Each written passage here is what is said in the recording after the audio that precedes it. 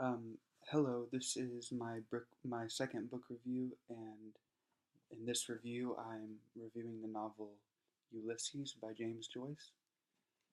Um, the novel was originally published in 1920 in um, in Dublin, Ireland. The novel is about and is set in Dublin, Ireland, completely over the course of one day. Um, this whole thing takes place um, June 16th, 1919 or 1920. I can't really remember the year. Um, but upon publication, Ulysses was banned from United States publication. So there's that, and depending on what edition you buy and read, you may or may not be taken through the history of it in an introduction. Um, So anyway, here goes the review.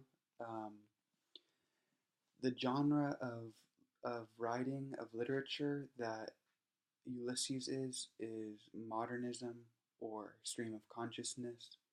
Stream of consciousness being a certain almost experimental type of writing style that is supposed to um, depict or express um, the exact thoughts or the basically the exact stream of consciousness that is taking place inside of someone's head or inside of someone's mind.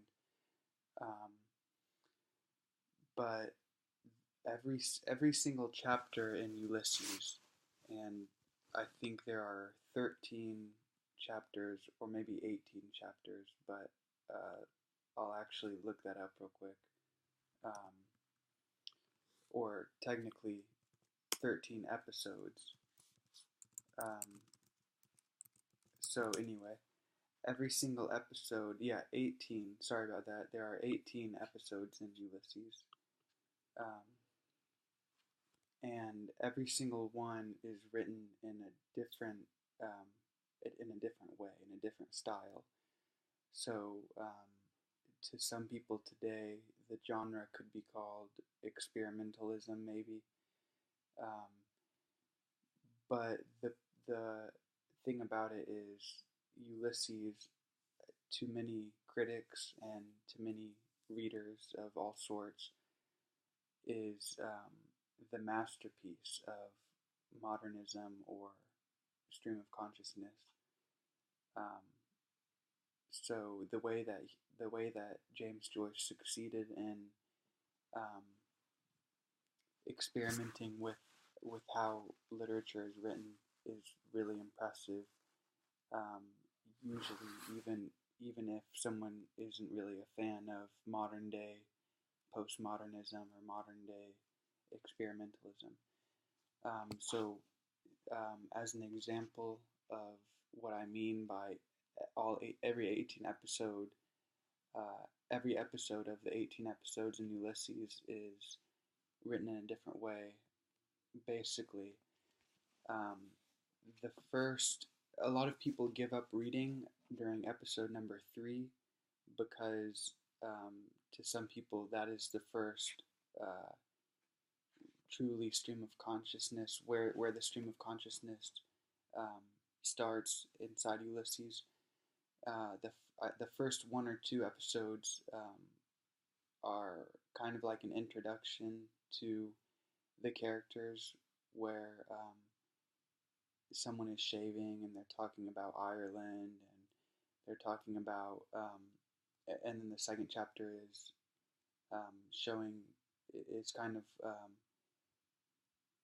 depicting what type of apartment they live in, which is Stephen, Buck Mulligan, and I believe another character. They all live together, and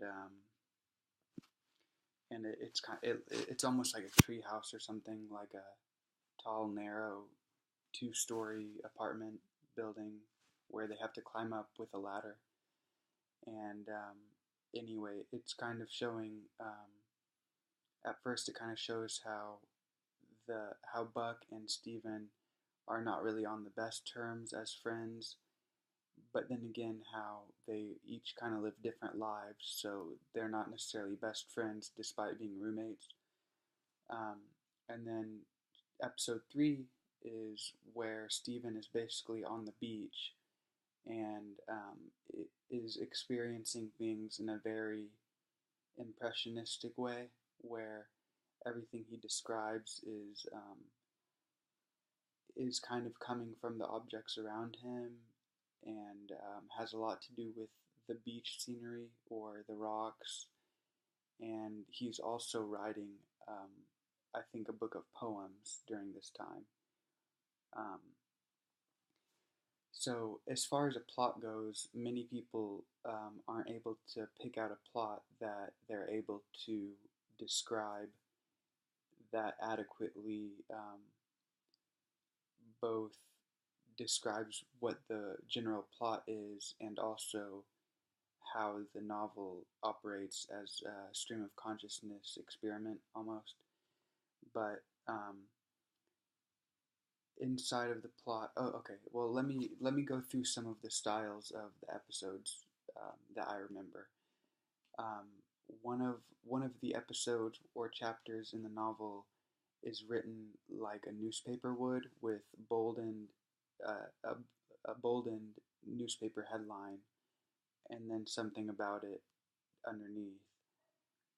And if I remember correctly, this was kind of during the time where newspapers were maybe blowing up, or maybe even um, losing traction as a press form or a medium of media.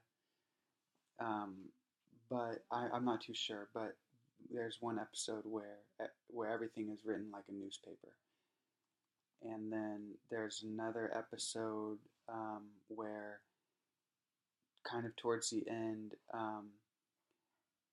it's basically like a surrealist play where it it's actually right here. You can see how there are characters, and then what the characters say or do, and then that's the whole episode. Even though page-wise it occupies a lot of pages, but you're reading due due to the format of almost like a script format. You are not really necessarily reading as much, but it is like a surrealist play where inanimate objects have are characters inside this mini play, inside of this larger novel called Ulysses. There's another episode where, and again, this video is, I should have prefaced this review by saying that the video is a spoiler video in some ways. There's an episode where there's absolutely no punctuation, and the whole thing is Leopold's his wife, basically, or Bloom. I'll call him Bloom, Leopold Bloom. His wife, who he has kind of been worrying about in a way because he's been away from her all day. And there's a sort of marital affair going on, and so he's been worried about her. And then finally, in the end, when he gets back home, it's like this long rant with no punctuation from her perspective, which is a first in the novel. That is like her ranting about how their marriage isn't going to work, basically. That's the last episode. Some other episodes that happen, just to highlight, there's an episode where everything is written with question and answer, where there's a random question asked, and then to further express the plot or express the sort of consciousness that chapter is trying to express, an answer is answered to the question. So there's a question and answer um, for the whole chapter. Here it is. See how it might say, why more abnegation than jealousy, less envy than equanimity, and then an answer answers that, and that's how the whole chapter is written. There's I thought that the hardest chapter to read was not chapter 3, what most people think, and what chapter a lot of people quit during is chapter 3.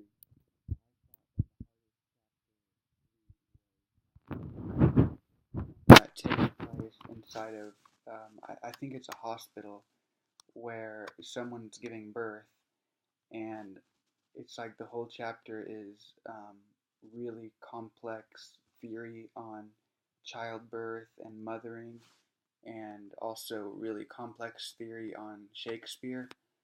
And there is a lot of complex theory on Shakespeare in the novel, or more specifically Hamlet, because Stephen and his friends uh, are reading Hamlet for school, and they're trying to figure it out basically. Um,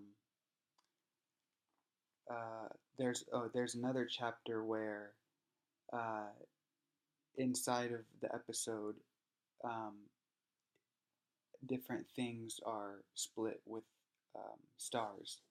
So what I mean by that is um, someone's perspective is outlined, and then there's a star, and then another person's perspective of the same point in time, but a slightly different place, is expressed, and then repeat, repeat, repeat, where um, you may get someone's perspective of a certain street in Dublin from the second story of a bar, and then they might look down and see a horse carriage, and then um, there's a star, and then there's, let's say, like a homeless person. Um, their perspective is outlined, and they see the same carriage, and then that's when you kind of catch on and realize that it's all that chapter is expressing this same point in time, but different perspectives from different people, and that that might be. I mean, I remember the other episodes, but as far as textual experimentation goes, um, that might be about it. Um, you have the newspaper style, you have the stars splitting up things. Um, you have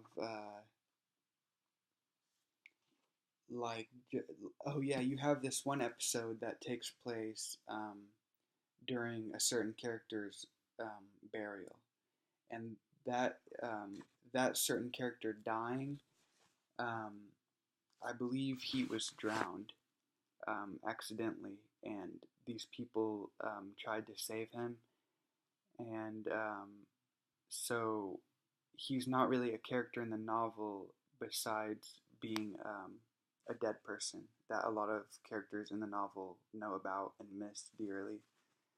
Um, uh, so another another aspect of the plot is that Leopold Bloom, um, with whom most of the novel concerns, along with Stephen Dedalus or Daedalus, um, Leopold Bloom is a um, almost like a reporter, like a newspaper writer.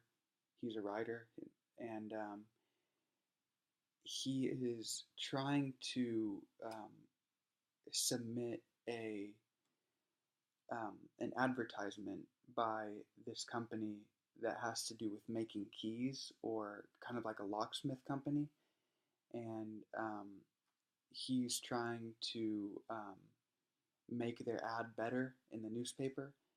And so for a lot of the time, he's trying to find the people and tell them that their new ad won't be able to be put in the paper, I believe. And so he's trying to like break the bad news to this company, this key company. And also another big aspect of the plot is how Stephen is writing a paper for one of his teachers about the about Britain and Ireland, and how Britain basically occupied Ireland, um,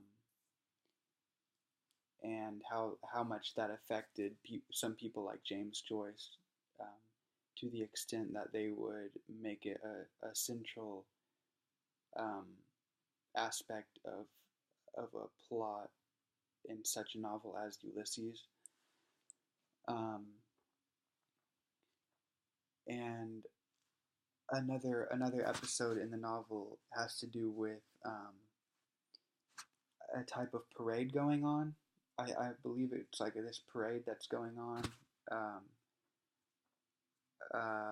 for I don't think it's like St. Patrick's Day. It's something that has to do with the um, Britain and Ireland, and I think it has to do with Ireland gaining independence, and I don't know. Uh, so there's that. There's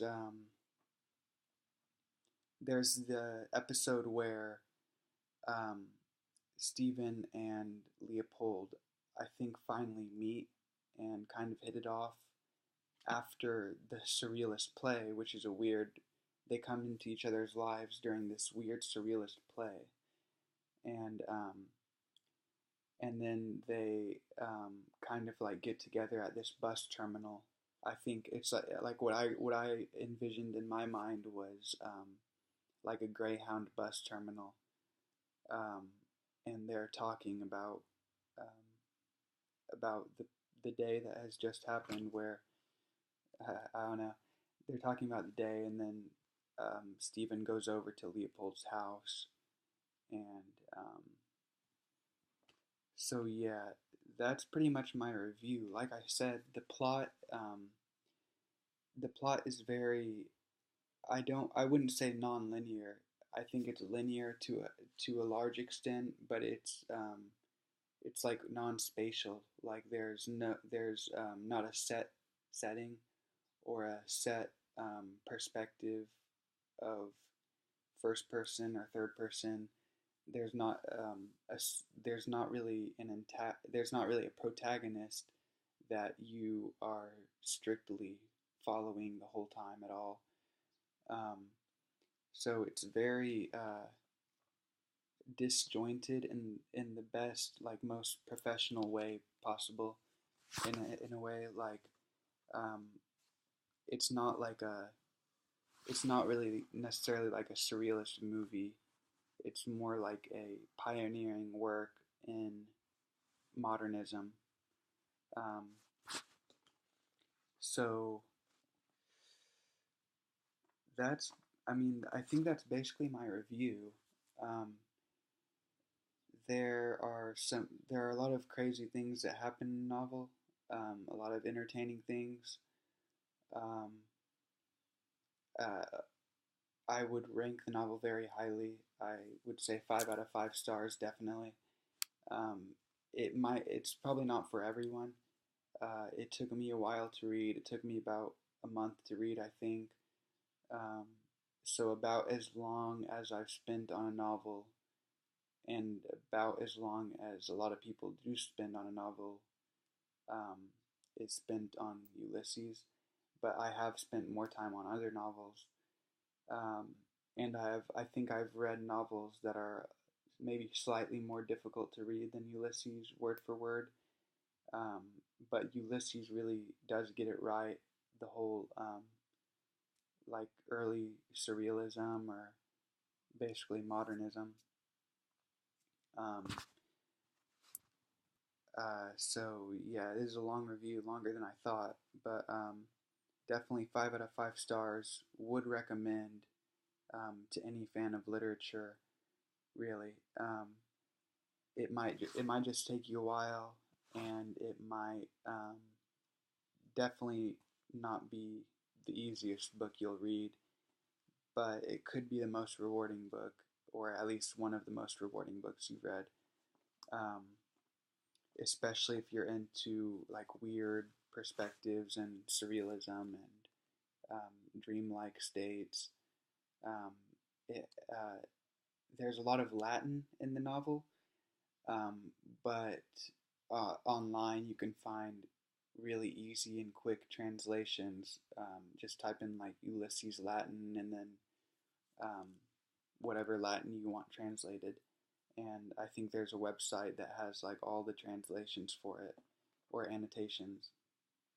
There's a lot of Irish history, um, but not there's not like an overload of like pedantic uh, historical lecture. It's not like that. It's fun when you read it. Um, so yeah, there's a graveyard scene that I was talking about, um, where someone's about to be buried, and there's like weird theories on death and whatnot, uh, and it's like it surreally depicts a I don't know how to explain it really. You'll have to read it and even give me some tips on that. But